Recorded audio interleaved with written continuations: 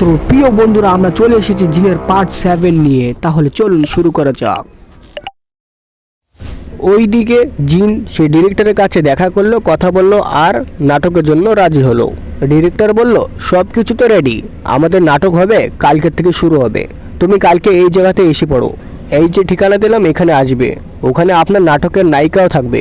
ডিরেক্টরের কথায় জিন সেখান থেকে চলে গেল আর মনে মনে ভাবলো, প্রথমে টিকটক, তারপর ফেসবুক, তারপর নাটক।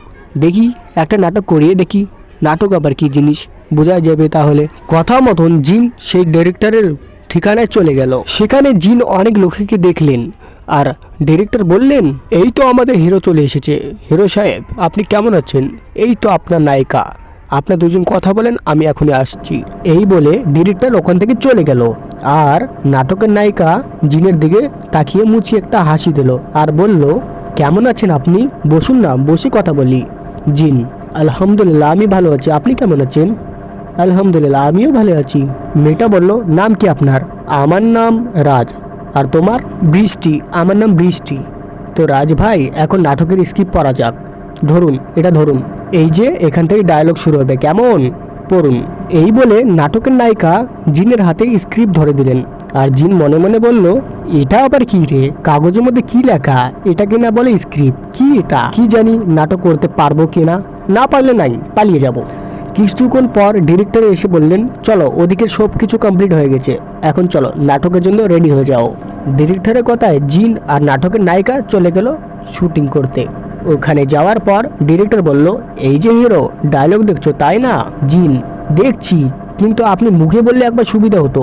ওকে, তুমি নায়িকার কাছে এসে বলবে, সুন্দরী, তোমার জন্য দিনরাত কেঁদে মরি আমি, তুমি যদি আমার না হও তাহলে দেবো আমি গলায় দড়ি। I love you. পারবে না এই কথাটা বলতে? জিন, হ্যাঁ পারবো তো, এত সোজা কথা, কেন না পারবো, দাও আমি করি। তাহলে শুরু করি, রেডি হও। আমি রেডি। নায়িকা, আমিও রেডি। ওকে, অ্যাকশন, শুরু করো। জিন, সুন্দরী, তোমার জন্য রাত দিন কেঁদে মরি আমি, তারপর জন্য কি ছিল, তারপর জন্য কি ছিল?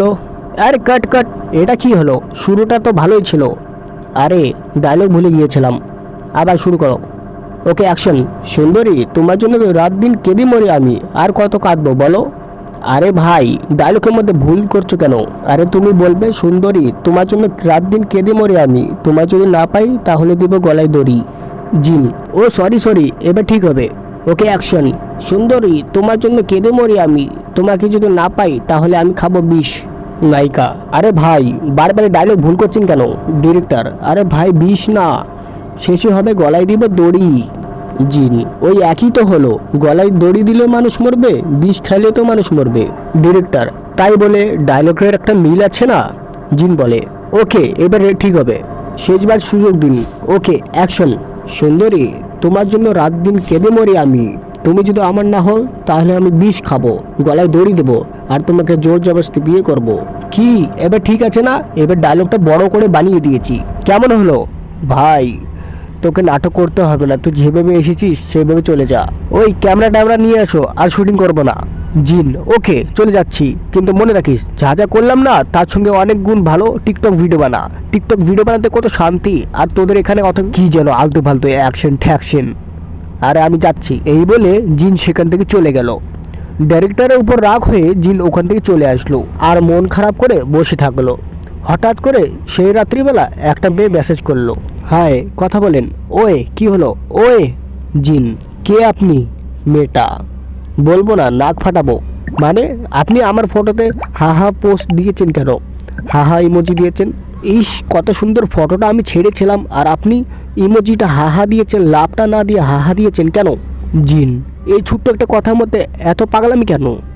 পাগলামি পাগলামি তো আপনি দেখেন নাই, বেশি ড্রামা করলে না তোর নাক ফাটিয়ে দেব। জিন বলে, তুই আমাকে মারবি? রুক, 2 মিনিট দাঁড়া, আমি তোর এখানে আসছি। এই কথা বলে জিন 2 মিনিটের ভিতরে এসে মেয়ের কাছে চলে যায় আর বলে, কই, আমাকে মারবি বলে? মার, মার তো। মেয়েটা বলে, আপনি কে? ও, আপনি ওই ছেলে যার সঙ্গে আমি ফেসবুকে কথা বলছিলাম। তা আপনি এত জলদি আমার কাছে কিভাবে আসলেন? ওয়ে, আমি মানুষ না, আমি জিন।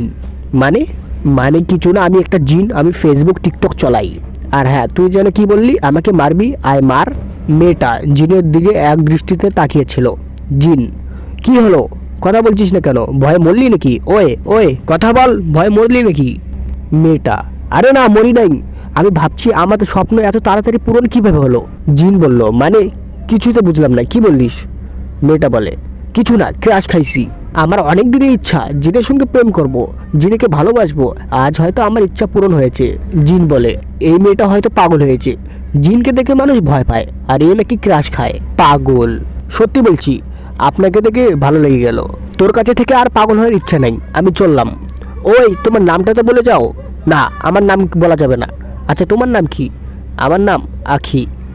আখি না হয়ে পাগলি হলে ভালো হতো। তো আমি চললাম।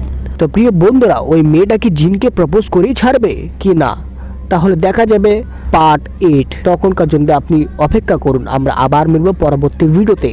তখন সবাইকে আসসালামু আলাইকুম।